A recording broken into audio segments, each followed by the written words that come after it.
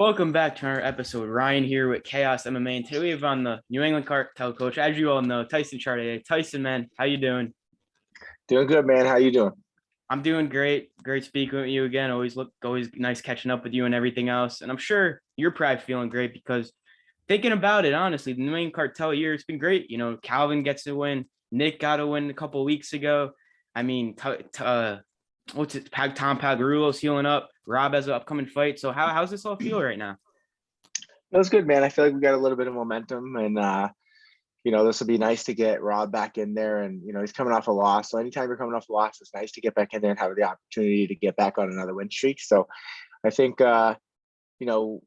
got a big fight ahead of us in a couple weeks here, and I think that'll really like solidify the momentum we have in 22. Yeah, I'm definitely looking forward to that fight, and I'm definitely going to get into that after. But I just wanted to ask you about Nick Fiore. He's just coming off a nice combat win a couple weeks ago. So how do you feel about all this? Because he's kind of following that same path as Calvin and Robin. He looks very good. I mean, his jiu-jitsu is already top notch. We were talking to him, and his striking's getting better every day. He said training with these guys. So how do you feel about Nick's progress and everything else? I feel like he's progressing perfectly. Like he's obviously he's like a nerd of the game. He soaks up jujitsu like a sponge, and now he's putting that same mindset into the striking and the MMA game, and he's progressing. But what I think I'm even more happy with, and more like I guess I don't want to say impressed because that's the reason he's on the team, but it's just how good of a teammate he is. It's really like he sacrifices his personal time, time with the family, time with the girlfriend, all that to make sure he's there for the team. And that's hard to find, like that's why we have a small team. We're just, we're only surrounding ourselves with people who are as dedicated as Rob and Calvin are. And, that's how Tom and Nick earn their stripes. Obviously they're skilled and they're talented too, but if you're not putting in the work as a teammate too, and it's short-lived. You can't just have your fight and then disappear. You got to be right back. Literally, Nick fought on like a Thursday, and that Saturday he was in the gym helping Rob. So, he's just a great kid, and that work ethic is gonna, help his career go a long way. Yeah, I remember seeing him back in the gym like right after he got his win. And I remember he also said to us like he wanted to get back in there being active again, but he said he had to help Rob and everything. So yeah, it really does show how much of a great teammate he is and everything else. And it's a very good win for him. Looking forward to Tom's return. It seems like he's healing up good and everything else. And speaking of Rob's fight against Cheeto Vera, how is the training camp been going so far for him? It's good, man. It's it was a little bit of a shorter camp than we're used to. I think we had 7 weeks. So it's like 5 weeks training at home, and then we'll fly out Sunday on Easter. We'll fly out and we'll spend basically 2 weeks out there. We always like to wrap up the last week of camp, like go out there a week early and just get the whole team out on the current time zone and kind of get everybody under one roof and have that synergy that comes with like camping with your boys type thing. And so it'll be good. We got last sparring session at home will be tomorrow morning. And then after that, it's just, pack your bags, enjoy a little bit of Easter, and then head out to Vegas for a work trip. And he's looked good, man. He keeps progressing. I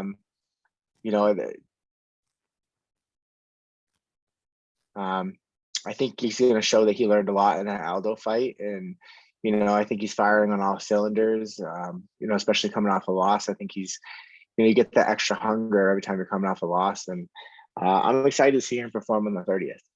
Yeah, I'm really looking forward to his performance and everything else. And does it help in a sense, because his last 2 fights have been 5-round main events that you kind of know how to prepare. He's going to be ready for a 5-round fight because we saw he didn't gas out at all in both those fights. So does it help in a sense already having that 5-round experience compared to Cheeto, who doesn't really have it? Yeah, I mean, Cheeto's alwa's been good in fights too with like his cardio. I think he's always kind of come on strong at the end. And, obviously the Aldo fight was probably a exception to that just because he got out grappled. But Cheeto's always, we know that Cheeto's going to be ready to go 5 rounds. Rob's done it. That's the only difference. But, Cheeto's a professional. He's got a lot of fights in the UFC. I don't think it's necessarily going to make a difference in his first main event versus our third. It's always nice knowing that you can go 5 rounds and that you've done it against top-notch guys. I think that helps. But, to think that Cheeto's going to come in anything less than prepared for 5 rounds than he was when he was fighting just 3 rounds, I think would be unwise of us. And so we're expecting the same the same Cheeto, if not better, in the 4th and the 5th round, just because that's the type of fighter he is, and it's almost like he gets better as the fight goes on. So I think that makes it even more of an interesting fight for the fans, because you have Cheeto, who sometimes can be a slow starter and come out and just gain momentum and then find a hole and go for it and try to get a finish. And you have Rob, who's also a finisher, and Rob, who's shown that he could be exciting in the 4th and 5th round too. So yeah, it's going to be a good one, man. I think it's a fun one, and the experience of having 5 rounds is good, but it's not too much. Don't put too much stock into it, Yeah, it seems like you guys are ready for wherever this fight is going and everything else. And Cheeto's not really a guy. Yeah, he hasn't been finished at all in his UFC career. I saw every fight he's lost been like a decision and everything. So do you feel Rob can be the first one to finish him? Because Rob does have the power. He does have the strike. And do you feel Rob will be able to finish this fight against Cheeto Vera? I think Rob has the ability to finish anyone in the division. Yeah. It's just a matter of, showing up on fight night and executing on the game plan and executing up to Rob's physical capabilities, and then a little bit of lady luck. We throw a well-timed 1-2 and it happens to hurt him versus it doesn't hurt him. So I think it's, we can only control what we can control, which is, following the game plan, being disciplined, and not getting outside of our skill set, and just being smart. And then hopefully that leads to something, catches them, that leads to a finish. And I think Rob has the ability to finish any fighter in the UFC at 135-pound division. So yeah, we always go in there with a 5-round work ethic with a 2-round mindset. We're trying to put these guys away, but we're ready to do it for 25 minutes if we have to. Yeah, do you feel like it's just kind of like if the opportunity shows itself, it will be there, or if not, Rob will just outstrike him for 5 rounds, beat him however he wants? Is that kind of how you're seeing this fight? Yeah, I mean that's very well how it could go. But Cheeto's dangerous. He's a bit of a dog. He can make things a little sloppy. Not sloppy like because he's not technical, but sloppy because he's got a dog in him, where he's going to come forward, maybe take a couple shots, but then land a big elbow, or come forward with a big knee and kind of hurt you to the body, and then make it messy from there. And if he gets on your back, he's dangerous. So yeah, so it's just up to us to not give him those opportunities. We have to go out there and from minute 1 to minute 25, be on our A game, have our guard high, and be ready for everything that he throws at us, and be the one that's controlling everything. We have to make that cage ours, and make him want to survive versus the other way around. It's going to be a great fight. Can't wait for it. And Rob wins this fight in 2 weeks. We saw last weekend the bantamweight title fight. Aljo won. So, and it seems like he said originally he wants TJ, but now it seems like Aldo, who knows what's going on there. So if Rob wins this fight, who do you feel could be next for him? You think we could see like a Corey Sandhagen fight, or even facing like, a Jan, or if it's such a good performance, he gets in that title shot contention? Yeah, I mean, we don't have a lot of control over that. Jan, I mean, Aljo will have a little bit of say in who he fights, I assume, because he's the champion. And, I think the UFC would love Aldo to fight him because Aldo's a legend, but the TJ fight is fun too. And, it's going to be one of those guys, and then I think the other guy, obviously if he gets Aldo, if we get through Cheeto and then Aljo fights Aldo, then us versus TJ makes sense if TJ doesn't want to wait around another 6-8 months. But if he gets TJ, us versus Sandhagen makes, if he gets, who is it? If Aldo gets it, yeah, TJ's not going to fight Sandhagen again, right? He just fought, so he'd fight us if he wants to fight, or he sits around and waits, and then we fight TJ. But if TJ gets the title fight, we're obviously not going to fight Aldo because we just fought him. Then maybe that makes more sense for Aldo to turn around and then fight Sandhagen, and that leaves us out to dry. So it's there's a lot that's out of our control. All we can do is focus on what we control, and all that matters right now is beating Cheeto on the 30th, and then just seeing how the cards fall after that. But it'd be nice if we beat Cheeto, everybody else is unavailable, and then we can go fight Aljo for the title. I mean, no, that would be amazing for you guys and everything else.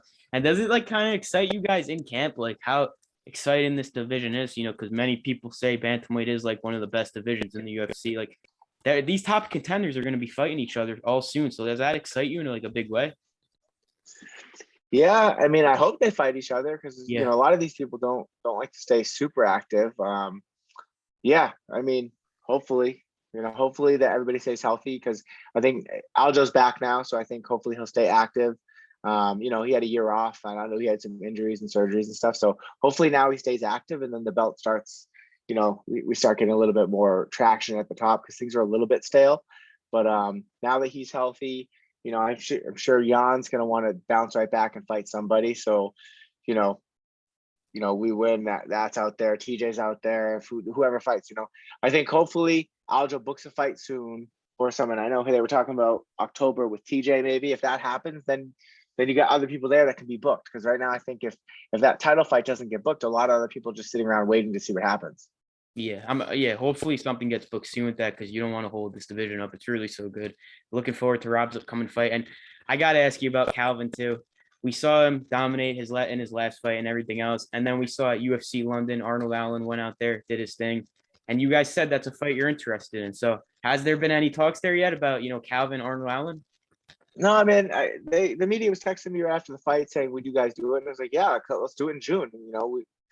And he's just like, "Oh, I got hit in the eye. I gotta wait." And I don't know, man. Like maybe he has a legit injury. Maybe who knows? It's not my job to see if people are injured or not. All I know is that we try to figure out how to get to fights. We don't try to think of why we can't take fights.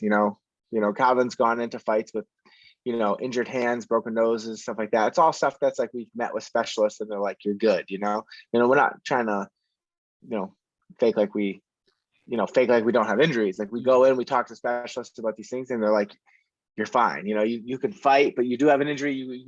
Time off would help, but you're clear to fight if you want to fight." And we're always gonna generally take those fights unless it's like head or spine. That's just part of fighting. You're gonna be injured, and I think some of these other guys, it's like they want everything to be optimal. They want everything to be like 100%. Like I had the best camp. I had no injuries. I had this. My weight was fine. I didn't have any weddings during camp. Like it's just.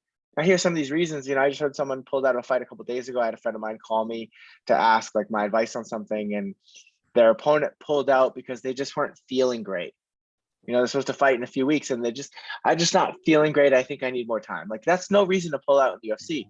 That's on you. Like you're not sick, you're not injured. You're just mentally weak at that point. So I think if you're gonna be calling out top 5 guys, you got to be ready to fight with like less than optimal conditions. Like you might actually have to leave and go to their hometown and fight them. You might have to fight on a short camp. If you get the chance, anytime UFC gives you a chance to fight up in number, Take it. you want to crack into that top 5. Calvin's number 4 now. You have a chance to fight the number 4 guy. It's not going to be optimal, and I think that's what you see a little bit with Arnold is like the guy's a beast. He's a stud, but he's just so infrequent that he fights, and I just think that's why he's kind of like an unknown number 6 right now. I think when you start to look at what he's done, it's very impressive.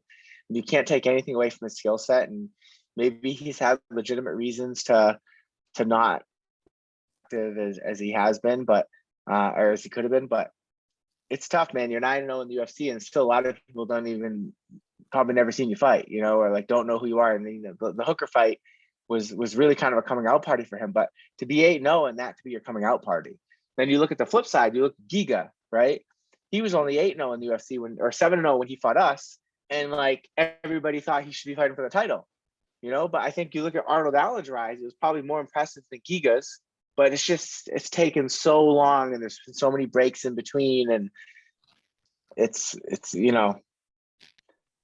tough, man. It's like, that's why it's like, when these title fighting stuff comes up, it's like the active guys are going to get fed, yeah, it's tough. I'm not trying to cop on the kid. I'm sure he's a nice kid, and I don't even know him.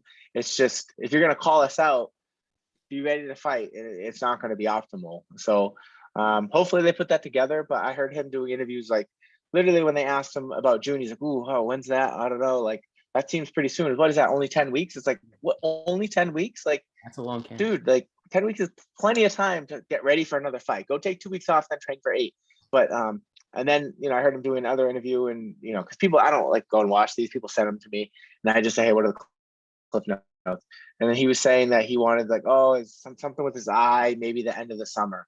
So it's like, all right, like, are we gonna fight? Or are we not gonna fight? Like, I don't know. I feel like at that point, I'm just like, yeah, let's fight, and then you figure out if you can get cleared. But who knows? We'll see if that fight happens. We'll see if it doesn't. There's a lot of moving parts. Like, I don't know. And the whole thing's crazy. But yeah, man, at least Calvin's number 4 now. I thought that they fixed that. I think, and I get why it happened. Like, we beat Giga. In my eyes, we were number 4. Yeah. But during fight week, they rebooked the title fight for Zombie versus Volkanovski. You can't then turn around and have us leapfrog Zombie when he's in a title fight with a contract, because it just kind of looks bad. So I was in the belief that, yeah, we probably won't move our ranking, but if Zombie loses to Alex handily, they'll move us up to 4 where we should be. And I'm glad that the voters got that right on the ranking. So I feel like that's where we do belong at number 4 right now. And yeah, it feels very warranted, and I'm glad it finally happened.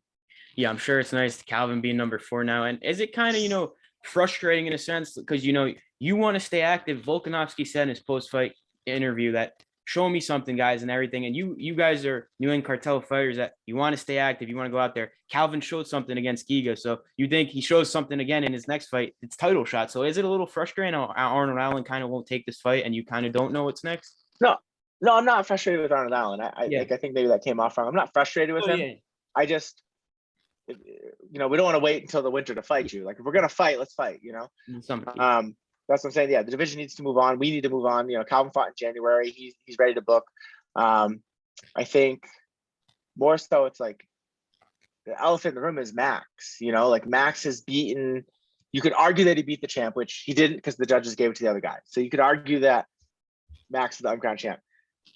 Max killed Ortega, beat Yair pretty handily. It wasn't like as bad as the Ortega beat us. So it's like he's number 1. He's cleared out number 2, 3, and 4. So it's hard to say that anybody deserves the title shot over Max. Yeah. Like, Max is clearly the next guy that should get a title shot. But then now you hear Volkanovski saying he wants to go up to 55 and test himself there. So if Alex goes up to 55, like, let's say they do that. They say, okay, your next move is going to be a fight for the title at 55 against whoever wins this fight May 7th, but we'll do it late fall or in the fall, end of the summer, whatever.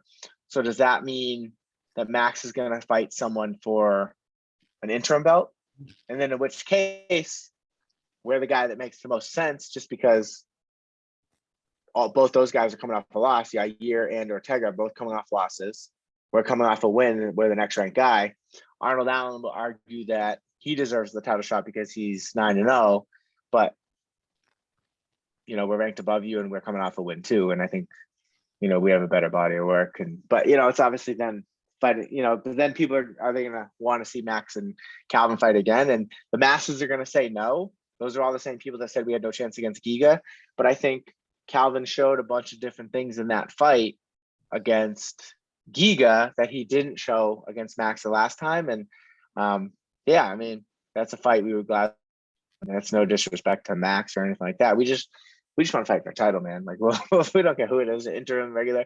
So yeah, it'll be interesting to see. I mean, these are 2 weird divisions, 35 and 45, where you just have, like, the top is so talented, and, like, there's just little nuances of, well, this guy already beat this guy, but he's ranked above him, and who gets the title shots. And you get Aldo and TJ arguing about who's earned it and this and that, and it's weird, man. It's and then you got Cejudo throwing his name in everywhere. So I don't know. It's interesting. Yeah, hopefully this all gets itself figured out in these next few months with both divisions, everything. And, last thing here, thanks again. Dana White did say they're looking at Boston coming back for fights. What do you think about, Calvin, Rob fighting on a Boston card, maybe sometime in the summer, fall, whatever? How cool would that be for you guys?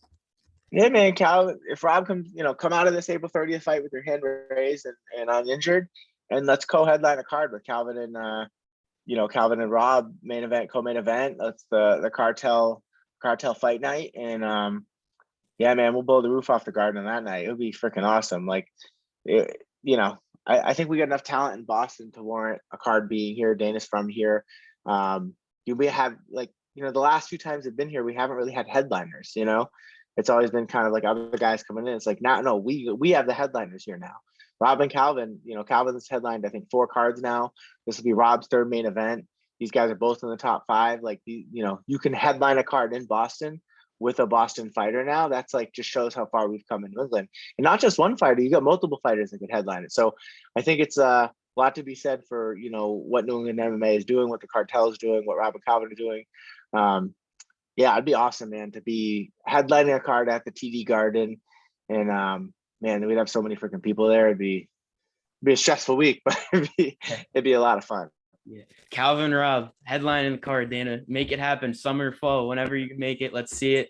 TD Garden, amazing down there. It'd be a great night of fights, I'm sure. And for you, thanks again for your time. It really is always great speaking with you. And if you want to shout out any social media or anything, the floor is yours, man.